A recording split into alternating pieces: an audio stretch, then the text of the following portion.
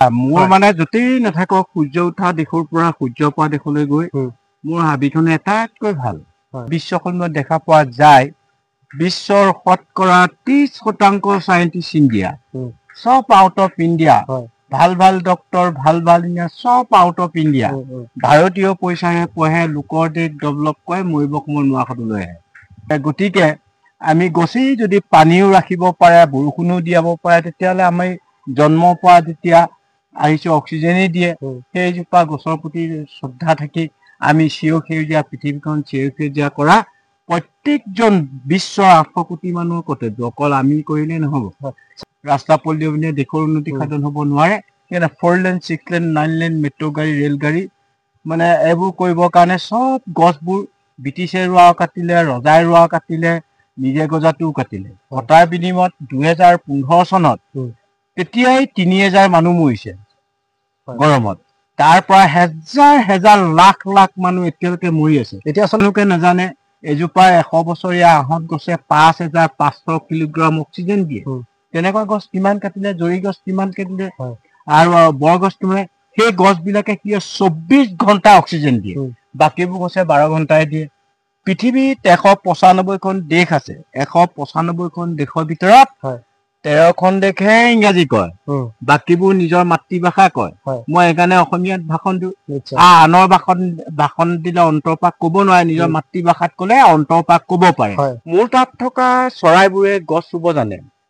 তাত থকা হৰিণাবিলাকে গছ ৰুব জানে, তাত থকা গৰুৱে গছ ৰুব জানে, তাত থকা মহে গছ ৰুব জানে, হাতীয়ে গছ ৰুব জানে, গড়ে গছ ৰুব জানে, বতাহেও গছ ৰুব জানে, মহাবাহু ব্ৰহ্মপুত্ৰও গছ ৰুব জানে। কিন্তু জীৱশ্ৰেষ্ঠ মানুহটোৱে কালি কাটিব জানে। এটাতকৈ ডেঞ্জাৰাছ প্ৰাণীটো হ'ল মানুহ। চব খাই, সাপ, বেং, কুকুৰ, মেকুৰী, জীৱ জন্তু এটাইবোৰ খাব পোৱাৰ কাৰণে জীৱশ্ৰেষ্ঠ। পৃথিৱীত যে সমগ্ৰ বিশ্বই যদি বছৰেকত 7 দিন লকডাউন দিয়ে, পৃথিৱীৰ ভাৰসাম্য ৰক্ষা কৰিব পাৰিব। অসমৰ সংবাদ মাধ্যমৰ বিশ্বৰ প্ৰথম মগটো উলিয়াই লৈ গৈছে, যোৰহাটৰ পৰা উলিয়াই লৈ গৈছে। হয়, আচলতে বহু প্ৰকৃতিৰ নজনা কথা ইতিমধ্যে ছাৰৰ পৰা আমি গম পাইছো। ছাৰ, আপুনি যেতিয়া ইতিমধ্যে বহু অনুষ্ঠানত আপুনি অতিথি হিচাপে বাহিৰলৈ আপুনি যায়, তেতিয়া আচলতে যিখন আপোনাৰ বাৰী বা যিখন আপুনি জীৱ জন্তুৰ লগত আপুনি পাৰ কৰে দিনবোৰ, তেওঁলোকে আচলতে মনত পৰে নে তেওঁলোকলৈ? নাই, পুৰা। মোৰ মানে য'তেই নাথাকক সূৰ্য উঠা দিশৰ পৰা সূৰ্য পৰা দিশলৈ গৈ মোৰ হাবিখনে আটাইতকৈ ভাল। আৰু সেইকাৰণে চিৰসেউজীয়া অসমখন চিৰসেউজীয়া কৰা, গ্ৰীণ ইণ্ডিয়া কৰা মোৰ, গ্ৰীণ ৱৰ্ল্ড কৰা মোৰ, যি দেশলৈ পৃথিৱীখন এখনেই, পৰিয়াল এটাই, আমিয়ে ভগাই লৈছো। সেইকাৰণে পৃথিৱীক চিৰসেউজীয়া কৰা যি দেশলৈ আমন্ত্ৰণ কৰিব গছ ৰুবলৈহে যাওঁ, অন্য কাৰণটো নাযাওঁ। সেইকাৰণে চিৰসেউজীয়া পৃথিৱীখন চিৰসেউজীয়া কৰা মোৰ উদ্দেশ্য। আৰু বিশেষকৈ নতুন প্ৰজন্ম তেওঁলোকৰ ওপৰত বেছি গুৰুত্ব, কিয়নো আমি ভুল কৰিছো, তেওঁলোক কিন্তু ভুল কৰা নাই, কাৰণ শিক্ষা নীতিত নাই। সেইকাৰণে তেওঁলোক আগত কি কৰিছিল, জন্মৰ তিথিত কি কৰে, কেক কাটিছিল। এতিয়া কেকৰ বলি এজোপা গছ পুলি ৰুব লাগিব। যিমানবোৰ বন্ধু বান্ধৱী আহিব,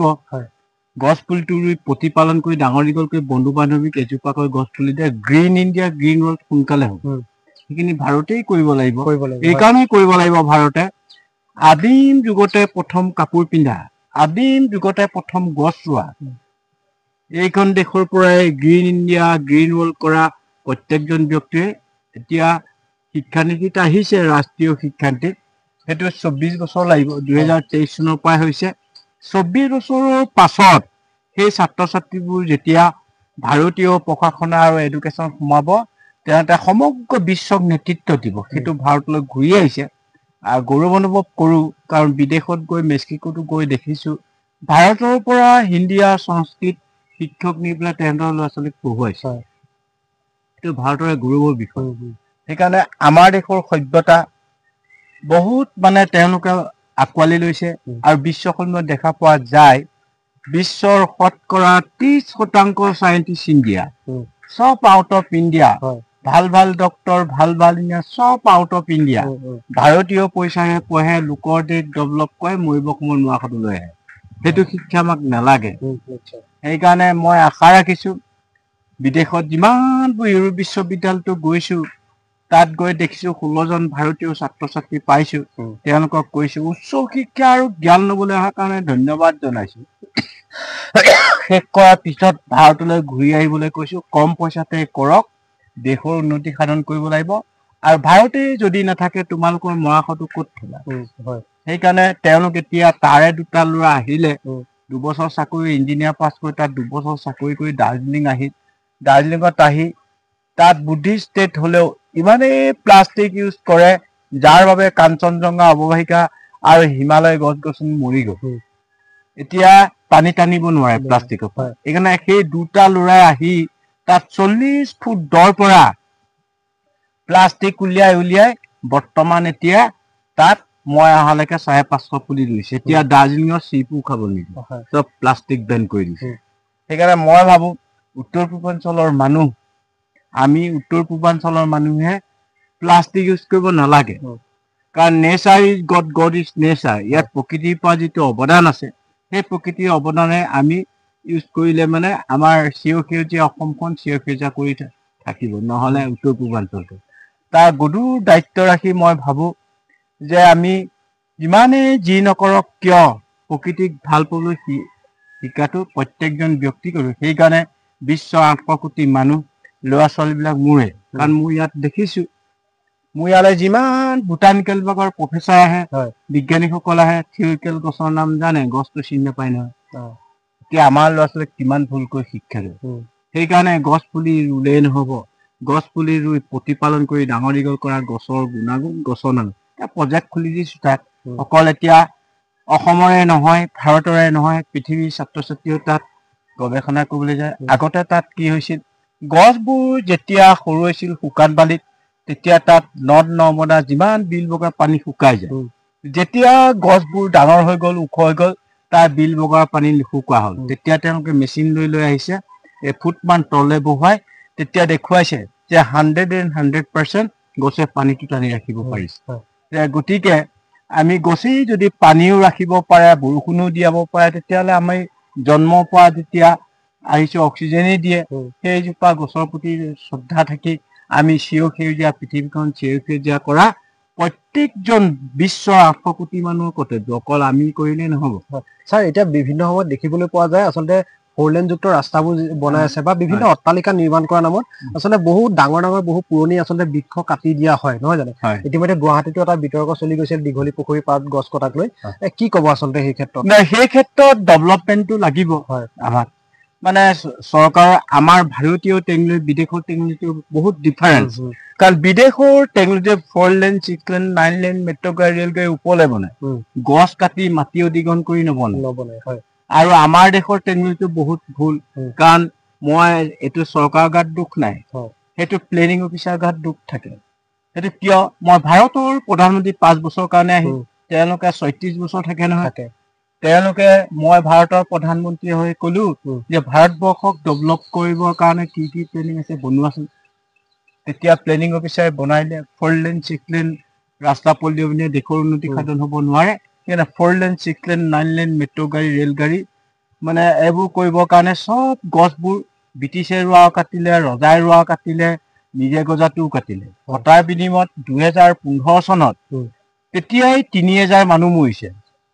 গৰমত তাৰ পৰা হেজাৰ লাখ মানুহ এতিয়ালৈকে মৰি আছে এতিয়া আচলতে বছৰে গৰমটো বাঢ়ি গৈছে কিয় 10 বছৰ আগত চিন্তা নকৰিলে এই গছবোৰ কটাৰ বিনিময়ত কি হ'ব এটা তেওঁলোকে নাজানে এজোপা 100 বছৰীয়া আহঁত গছে 5500 কিলোগ্ৰাম অক্সিজেন দিয়ে তেনেকুৱা গছ কিমান কাটিলে জৰি গছ কিমান কাটিলে আৰু বৰগছটো মানে সেই গছবিলাকে কি 24 ঘণ্টা অক্সিজেন দিয়ে বাকীবোৰ গছে 12 ঘণ্টাই দিয়ে গতিকে আমাৰ অদূৰদৰ্শী স্বভাৱত প্লেনিং অফিচাৰৰ কাৰণে এই দুৰ্যোগটো আমি এতিয়া ভুগিব লগা হৈছে সেইকাৰণে এতিয়া গৰম বন্ধই হৈ গৈছে এতিয়া ৰ'দত ৰাতিপুৱা স্কুল খুলিছে যোৱা বছৰ 42 ডিগ্ৰীত 5টা ল'ৰা ছোৱালী মৰিছে লখিমপুৰত এই বছৰ ঢালি পৰিছে 39 ডিগ্ৰীতে গতিকে গৰম বন্ধটো আমাক কি প্ৰয়োজন আছে গৰম বন্ধ দিবা যেতিয়া বতৰৰ আগজনী দিব ইমান চেলচিয়াছ হ'ব সেইদিনা বন্ধ দিয়ক গৰম বন্ধ দিয়ে এনেই অবাবত এমাহ 1.5 মাহ দিন কটাব নালাগে আৰু যেতিয়া স্কুল পুৱা ভাগত 7:30 স্কুল দিয়ে 12:30 খুলি দিয়ে তেতিয়া মানে গৰমৰ উত্তাপটো প্ৰখৰ ৰ'দটো পায় তেতিয়া এই মন মগজুটো সৰু সৰু ল'ৰা ছোৱালীবিলাকৰ তাহাঁতৰ টেম্পাৰেচাৰটো বেছি তেতিয়া ঢালি পৰে আৰু সেইকাৰণে গোটেই বিষয়বস্তু ভাৰতৰ প্ৰত্যেকটো ৰাজ্যত সেইটো কৈছে এইটো চেঞ্জ কৰিব শিক্ষানীতিটো শিক্ষাটোৰ ওপৰত বেছি গুৰুত্ব দিব তেওঁলোকে বতৰ আগজনীয়ে আজি এখন ৰাজ্যত ইমান ডিগ্ৰী দিব কাইলৈ এইখন ৰাজ্যত ইমান ডিগ্ৰী তেতিয়া চেঞ্জ কৰক সেইমতে গৰম বন্ধটো দিয়ক বন্ধ দিয়ক তেতিয়াতো আমাৰ ল'ৰা ছোৱালীক লৈ পাখা খেলাটো ভাল নহয় ল'ৰা ছোৱালীক পৃথিৱীত ভাল পালে শিক্ষা দিয়াটো মোৰ কৰ্তব্য কাৰণ পৃথিৱীৰ শিক্ষানীতিত নাইতো এতিয়া ৰাষ্ট্ৰীয় শিক্ষানীতিত আছে ভাৰতৰ সেইটো বহুত দুখ কষ্টৰ মাজত 2014 চনে MGM উত্থাপন কৰি সেইটো কৰাইছিল 8 বছৰ ফৰ্মুলা বনাওঁতে লৈছে সেই ল'ৰা ছোৱালীখিনিৰ ওপৰত মোৰ বিশ্বাস আছে আৰু মোৰ খুব আটাইতকৈ ভাল লাগে দুখ বেদনাটো এইটোৱে উত্তৰ পূৰ্বাঞ্চলৰ ল'ৰা ছোৱালীবোৰক কিয় ভাৰতীয় প্ৰশাসনত নপঢ়ে এইটো বহুত দুৰ্যোগৰ কথা দুৰ্ভাগ্যজনক কথা কাৰণ মই 2020 চনত দেখিছোঁ মাচুৰীত 5টা IASত IFSত 13টা নাই IPSত 13টা নাই এতিয়া আমাৰ ল'ৰা ছোৱালীয়ে কি পঢ়ে ডক্টৰ ইঞ্জিনিয়াৰ পঢ়িবলৈ যায় কি পাছ কৰি যায় হায়াৰ ছেকেণ্ডেৰী পাছ কৰি এতিয়া হয় আচলতে আপুনি বিভিন্ন সময়ত বিভিন্ন আচলতে দেশ আপুনি ভ্ৰমণ কৰে বা আপুনি তেওঁলোকক প্ৰকৃতিৰ ওপৰত আচলতে জৈৱ বৈচিত্ৰ্যৰ ওপৰত আপুনি ভাষণ দিবলৈ আপুনি যায় নহয় জানো এগৰাকী অসমীয়া হিচাপে যেতিয়া আপুনি যায় আপোনাৰ অনুভৱ কেনেকুৱা হয় তাত না পৃথিৱীত তোমালোকক কওঁ আজি চেনেলৰ আহিছা কাৰণে পৃথিৱীত 195খন দেশ আছে 195খন দেশৰ ভিতৰত 13খন দেশে ইংৰাজী কয় বাকীবোৰ নিজৰ মাতৃভাষা কয় মই সেইকাৰণে অসমীয়াত ভাষণ দিওঁ আনৰ ভাষণ দিলে অন্তৰপাক ক'ব নোৱাৰে নিজৰ মাতৃভাষাত ক'লে অন্তৰপাক ক'ব পাৰে সেইকাৰণে মই আমাৰ ছাত্ৰ ছাত্ৰীবিলাক কওঁ ভাষা কলা কৃষ্টি সংস্কৃতি যেতিয়ালৈকে বিকাশ নহ'ব সেই পৰ্যন্ত দেশৰ উন্নতি সাধন হ'ব নোৱাৰে সেইটোত গুৰুত্ব দি যি শিক্ষা দিব জ্ঞানৰ বিকাশ কেতিয়া হ'ব আমাৰ দেশ ডেভেলপ হ'ব নহ'লে অন্যথা হ'ব নোৱাৰে আমি আচলতে ধন্যবাদ জ্ঞাপন কৰিছোঁ ছাৰক ছাৰে ইতিমধ্যে বহু কথাই আচলতে ইতিমধ্যে উল্লেখ কৰিলে সঁচাকৈ ছাৰৰ আপুনি সান্নিধ্য যেতিয়া লাভ কৰিব আচলতে তেতিয়া আপুনি নিশ্চয়কৈ বুজি পাব যে আচলতে এগৰাকী সহজ সৰল ব্যক্তি ইতিমধ্যে ভাৰতৰ আচলতে অৰণ্য মানৱ ভাৰত চৰকাৰে ইতিমধ্যে পদ্মশ্ৰী আচলতে বঁটাও ছাৰলৈ আগবঢ়াইছে কিন্তু সঁচাকৈ যেন এক সৰলতাৰ জীৱন আচলতে ছাৰে ইতিমধ্যে যাপন কৰি আছে তাৰে এক আচলতে প্ৰকৃত উদাহৰণ ছাৰক আমি ধন্যবাদ জ্ঞাপন কৰিছোঁ ছাৰ আপুনি দিনটোৰ প্ৰায় সময় আচলতে আপুনি অৰণ্যখনতে থাকে নহয় জানো যেতিয়া আপুনি বাহিৰলৈ যায় বা আপুনি এতিয়া 40টাতকৈ অধিক আচলতে বছৰ আপুনি অৰণ্যখনত পাৰ কৰিছে কিবা চিৰস্মৰণীয় তেনে কিবা কথা আছে নি আপোনাৰ অৰণ্যত তেনেকুৱাকে কটোৱা অৰণ্যত কটোৱা এইটো শুকান বালিৰ পৰা কোৱা যে শুকান বালিৰ পৰা কোৱা জীৱ জন্তুৰ পৰা অহাৰ পৰা ধৰি তাহাঁতৰ লগত আদান প্ৰদান কৰি বা দেখা সাক্ষাৎ কৰি থকা তেওঁলোকৰ পৰা শিকিব লগা আৰু সেইকাৰণে মই কওঁ মোৰ তাত থকা চৰাইবোৰে গছ ৰুব জানে তাত থকা হৰিণাবিলাকে গছ ৰুব জানে তাত থকা গৰুৱে গছ ৰুব জানে তাত থকা মহে গছ ৰুব জানে হাতীয়ে গছ ৰুব জানে গড়ে গছ ৰুব জানে বতাহেও গছ ৰুব জানে মহাবা ব্ৰহ্মপুত্ৰও গছ ৰুব জানে কিন্তু জীৱশ্ৰেষ্ঠ মানুহটোৱে কালি কাটিব জানে এটাতকৈ ডেঞ্জাৰাছ প্ৰাণীটো হ'ল মানুহ চব খাই সাপ বেং কুকুৰ মেকুৰী জীৱ জন্তু এটাইবোৰ খাব পোৱাৰ কাৰণে জীৱশ্ৰেষ্ঠ পৃথিৱীৰ ধ্বংসৰ মূলতে হ'ল মানুহ আজি জলবায়ু পৰিৱৰ্তনৰ COVID-19 আহিছে অকল মানুহৰ পৰাই হৈছে কিন্তু জীৱ জন্তুৰ পৰা একো হোৱা নাই আৰু মই ভাবোঁ যে অসমত ইয়াৰ পৰা অভিজ্ঞতা কাজিৰঙা মোৰ হাবিখন ডিব্ৰু চৈখোৱাৰ পৰা যিটো অভিজ্ঞতা লাভ কৰিছোঁ যে য'ত শগুনে বাঁহ ল'ব য'ত হাতীয়ে পোৱালি দিব সেই ঠাইবোৰ সহায় নিদিয়ে অথচ কাজিৰঙা আধাতকৈ বেছি ব্ৰহ্মপুত্ৰ পতা মোৰ হাবিখন সম্পূৰ্ণ ব্ৰহ্মপুত্ৰ ডিব্ৰু চৈখোৱা সম্পূৰ্ণ ব্ৰহ্মপুত্ৰ তেতিয়া সেই প্ৰকৃতিৰ পৰা লগত থাকে ব্ৰহ্মপুত্ৰ আমি কওঁ বোলে এইটো আমাৰ কাৰণে বিপদজনক ব্ৰহ্মপুত্ৰ অসমৰ আয়ুস ৰেখা ব্ৰহ্মপুত্ৰ আজি অসমৰ আয়ুস ৰেখা আৰু ব্ৰহ্মপুত্ৰৰ পৰা আমি যিমানখিনি পাওঁ মানৱ সম্পদ গঢ়িবলৈ আৰু কোনো নদীয়ে সেইটো দিব নোৱাৰে নিশ্চয় হয় আমি ছাৰক ধন্যবাদ জ্ঞাপন কৰিছোঁ ছাৰ আপুনি ইতিমধ্যে ডিমৰু গছ এজোপাৰ পৰা আপুনি আৰম্ভ কৰিছে নহয় জানো এই যাত্ৰা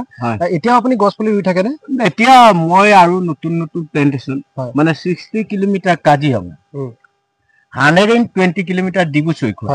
ইয়াত যিমান চৰ চাপৰি আছে সেইখিনি গ্ৰীণ কৰা সেইকাৰণে নালাগে বুলি কৈছোঁ এৱাৰনেছটো কৰিবলৈ গছ কাটিব নালাগে মোৰ হাবিৰ পৰা গুটিবোৰ যেতিয়া কাজিৰঙালৈকে যাব বাৰিষা তাৰ গুটিবোৰ গৈ পেলাই বালিত আকৌ লাগি গজিব আৰু ডিব্ৰু চৈখোৱালৈ তাৰ পৰা ডিব্ৰু চৈখোৱাৰ পৰা মৰিয়ালৈ যিটো আহিব সেইটো গজিব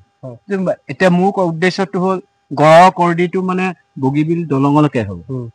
এতিয়া উত্তৰত এইখিনি বিভিন্ন দল সংগত উপায়ুক্তসকলক নিজৰ ভূমিৰ পৰা ৰুবলৈ কৈছো এতিয়া তেওঁলোকৰ বিচৰণ ভূমিটো মানে খুব ধুনীয়া হ'ব আৰু পৰ্যটকৰ বিকাশ হ'ব পৰ্যটকৰ বিকাশৰ অবিনে দেশৰ উন্নতি সাধন হ'ব নোৱাৰে সেইকাৰণে কাজিৰঙাত ৰেকৰ্ড কৰিছে কাজিৰঙাত তাত যিটো হৈছে ফ্ৰান্সৰ প্ৰধানমন্ত্ৰীজনক 3বাৰ 4বাৰ পাইছিল তেখেত আহিছিলে লকডাউনৰ সময়ত 2020ত তেতিয়া মই বোলে একেলগে ডিনাৰ কৰিম আপুনি কাজিৰঙালৈ আহক DFO মোক লৈ গ'ল তাত তেওঁলোকৰ কথা পাতো কাজিৰঙাখন অকল অসমৰ নহয় ভাৰতৰ নহয় পৃথিৱীৰ ৰাষ্ট্ৰীয় উদ্যান কাজিৰঙাক ডেভেলপ কৰিবলৈ হ'লে কাজিৰঙালৈ কৰিব লগা বহু কাম উন্নত দেশবিলাকে ডনাৰ দিলে সেইকাৰণে 700 কোটি টকা দিছে ফ্ৰান্সত আমি ধন্যবাদ জ্ঞাপন কৰিছো ছাৰক ছাৰ আপুনি ইতিমধ্যে উল্লেখ কৰিছিলে যে আচলতে যেতিয়া লকডাউন হৈছিলে নহয় জানো এতিয়া আচলতে বছৰত এসপ্তাহ হলেও আচলতে লকডাউন দিলে পৰিৱেশ লকডাউনত মই মানে ইয়াত নাই অসমত মই আছিলো মেক্সিকোত তাৰমানে মোক কি হ'ল 2020 চনৰ 11 এপ্ৰিলত কুইন এলিজাবেথ এৱাৰ্ড দিলে এৱাৰ্ড দিন তেতিয়া পুৰা কোভিড আৰু এতিয়া গবা মাৰি চুমা খালে মোৰ আৰু পানী লগা জ্বৰ হ'ল মানে ঠাণ্ডাৰ পৰা গৰম লাগিলে পানী লগা জ্বৰ নহয় ঘৰত সোমাবলৈ নিদিয়ে তই কোভিড লৈ আহিছ আৰু গাঁৱত থাকিবলৈ নিদিয়ে তেতিয়া টোপোলা টাপলি মানি হাবিত গুচি গলো হাবিত গৈ দেখিলো তাত 150 হাতী আছে 3টা গড় আছে তেতিয়া কাজিৰঙা DFOক ক'লো ছাৰ ৱাইল্ড লাইফেটো লকডাউনটো বুজি নাপায় ইয়াৰ বিকল্প নাই ইলিফেণ্ট চাফাৰী পঠিয়াই দিছে 3টা হাতী পঠিয়াইছে এমাহ থাকি যিটো অভিজ্ঞতা লাভ কৰিলো তাত থকা গছ গছনিবোৰ আগতকৈ সেউজীয়া হ'ল লকডাউনৰ সময়ত তাত থকা জীৱ জন্তু মুক্ত বিচৰণ ভূমি হ'ল তাত থকা চৰাই চিৰিকটি মুক্ত তাত যিবোৰ লেক বিল বগৰা আছিলে পানীবোৰ পৰিষ্কাৰ হৈ গ'ল তাৰ মাজতে আকৌ মই ঘৰত নোসোমাকে মই মেক্সিকো গুচি গ'লো মেক্সিকোত গৈ যেতিয়া তাত পাইছো ইউনেস্কোৰ বেন এম্বেছাডৰ আহিছিল যে সমগ্ৰ বিশ্বই যদি বছৰেকত 7 দিন লকডাউন দিয়ে পৃথিৱীৰ ভাৰসাম্য ৰক্ষা কৰিব পাৰিব আৰু মহিলাসকলক 60% মানৱ সম্পদ কৰিবলৈ হ'লে পৃথিৱীৰ ভাৰসাম্য ৰক্ষা কৰিবলৈ হ'লে মহিলাসকলৰ যিটো ভূমিকা থাকে মানে পুৰুষৰ এইটো নাথাকে যিহেতু মই দেখিছো মোৰ ঘৰতে দেখো মোৰ ঘৰত ল'ৰা ছোৱালী 3টা মাকে 3 চাট মাৰিলে মা মোক ভাত দে বুলি কয় মই এচাট মাৰিলে ঘৰৰ পৰা ওলাই মানৱ সম্পত্তি কৰে এতিয়া জন্মৰ পৰা যেতিয়া মাকে তুলি তালি ডাঙৰ দীঘল কৰে সেইকাৰণে এইটো ৱৰ্ল্ডত প্ৰথম ভাৰতে 33% 2029 চনৰ পৰা হ'ব মহিলাসকলক অধিকাৰ দিছে আৰু মই আশা ৰাখিছো ভাৰতে কৰি পেলাই দেখক সমগ্ৰ বিশ্বই ভাৰতৰ আদৰ্শ লওক যে ভাৰতবৰ্ষখন এনেকুৱা এখন কিমান বিশাল জনসংখ্যা থাকেও ভাৰসাম্যটো কেনেকে ৰক্ষা কৰে সেইকাৰণে গ্ৰীণ ইণ্ডিয়া কোৱাটো মই অকলেতো কৰি শেষ কৰিব নোৱাৰো সেইকাৰণে সকলোৱে কৰিব ভাৰতৰ 140 কোটি মানুহে কৰিব এতিয়া উৰিষ্যা গ্ৰীণ কৰি পেলাইছে তাহাঁতৰ ক্লাছ 8ৰ পৰা 9লৈকে NGO খুলি ইহঁতে গোটেই উৰিষ্যা গ্ৰীণ কৰিলে এতিয়া প্ৰধানমন্ত্ৰীয়ে উৰিষ্যাৰ পৰা গ্ৰীণ ইণ্ডিয়াটো আৰম্ভ কৰিছে সেইকাৰণে মই আশা ৰাখিছো তাত মই গৈ থাকো আৰু সেৱত কৰি থাকো আৰু তাহাঁতে আঁকোৱালি লৈছে বুজি পাইছে ধাৰ্মিক ষ্টেট যেতিয়া তেওঁলোকৰ গছ গছনিৰ প্ৰতি থকা জীৱ জন্তুৰ প্ৰতি থকা যিমানবোৰ মূৰ্তিৰ তাতে উপাসনা আছে সেইকাৰণে তাহাঁতৰ সেইবোৰ জেগা অভাৱলৈ আৱিষ্কাৰ কৰিছে আৰু তেওঁলোকৰ উন্নতি কৰিছে আৰু ভাৰসাম্য ৰক্ষা কৰিছে ছাৰ ইতিমধ্যে আপুনি উল্লেখ কৰিছিলে যে আপুনি ডুবাইলৈ যাওঁতে ডুবাইত আচলতে আপুনি বগৰী গুটি পেলাই থৈছিলে কিছু কথা কওকচোন নাই ডুবাইলৈ আমাৰ মুখ্যমন্ত্ৰীয়ে মোৰ নম্বৰটো দিলে ৰজাই মাতি লৈ গৈছিল তেতিয়া মই তাত গৈ ৰজাক সুধিলো কিয় মাতিছিলে আপুনি বোলে নহয় আপুনি 30 বছৰ অকলে থাকি 550 হেক্টৰ গ্ৰীণ কৰিলে আপোনাক সহায় কৰিবৰ কাৰণে যদি ল'ৰা ছোৱালীক কাৰ্টুনৰ শিক্ষা দিওঁ তেতিয়া কি মই বোলে নাই এইটো যাব নোৱাৰিব কিয় যাব নোৱাৰে নেচাৰ গড ইজ নেচাৰৰ লগত যদি আহে ভাৰতলৈ আহিবলৈ গৈছে তেতিয়া বাঁহৰ প্ৰজেক্ট খুলি যদি বাইচাইকেলৰ বিশ্বদৰ সেইটো খুব ভাল পদক্ষেপ সেইটো কৰিব পাৰিব সেইকাৰণে ক'ত 1000 হেক্টৰ দিছে উত্তৰ পূৰ্বাঞ্চলত নাজানো কিন্তু ইয়াৰ বাঁহৰ প্ৰজেক্ট বাইচাইকেল বনাব এইটো উত্তৰ পূৰ্বাঞ্চলত বাঁহে বহু গোলকীয় উষ্ণতা নিৰ্মাণ কৰিব অক্সিজেন দিব পাৰে আৰু সেইটোৱে বিশুদ্ধ বায়ু দিব পাৰে তেনেকুৱা এটা প্ৰজেক্ট খুলিলে আমাৰে ভাল নেচাৰৰ লগত সম্বন্ধ ৰাখি কৰিলে খুব ভাল হ'ব বুলি মই ভাবোঁ আৰু তেতিয়া বাঁহৰ কথা কলতে জয়ন্ত হাজৰিকালৈ মনত পৰিল যে আমাৰ দেশতে প্ৰকৃতিৰ লগত গান গাই তেওঁলোকে আমাক তেনেদৰে পিৰালিৰ কাণতে জাতি বাই জুপি সিও মোৰ সৰুদৰ ভাই মৰিলে কেও নাযায় সিহে লগতে যায় আমাৰ তাত নেচাৰৰ লগত গায়ক গায়িকা বহুত আছে সেইকাৰণে নেচাৰ ইজ গড ডে নেচাৰৰ কাৰণে সেইকাৰণে ভাৰতীয় প্ৰশাসনত IFSত যেতিয়া বম্বেত আহি পেলাই কৈছো যে আপোনাৰ যে ইয়াত কাৰ্টুনৰ শিক্ষা দিয়া ভাৰতবৰ্ষত কৰিব নালাগে তাৰপৰা আমাৰ উপকাৰ আছে সেইকাৰণে তেওঁলোকৰ গোৱাত আছিলে মিটিংখন তেতিয়া মই কৈ পেলাই গৈছো কিন্তু তেওঁলোকে সেইটো দায়িত্ব বুজি পেলাই সেইটো অনুমতি দিয়া নাই ছাৰ ইতিমধ্যে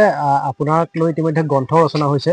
হলিউডত আচলতে আপোনাৰ আচলতে জীৱনৰ আচলতে এক চিনেমা আচলতে নিৰ্মাণ হৈছে নহয় কেনেকুৱা অনুভৱ হয় তেতিয়া আপোনাৰ ভাল মানে তেওঁলোকৰ এনেকুৱাবিলাক পৃথিৱীত যে জাৰ্নেলিষ্ট নথকা নহয় বা হেৰি নথকা নহয় তেওঁলোকে লৈ গৈছে বিশ্বৰ দৰবাৰলৈ সাংবাদিকৰ বাদে হেৰি বাদে নেশ্যনেল জিঅ'গ্ৰাফিৰ বাদেতো মোক নিয়া নাই পৃথিৱীৰ সংবাদ মাধ্যমে এইকাৰণে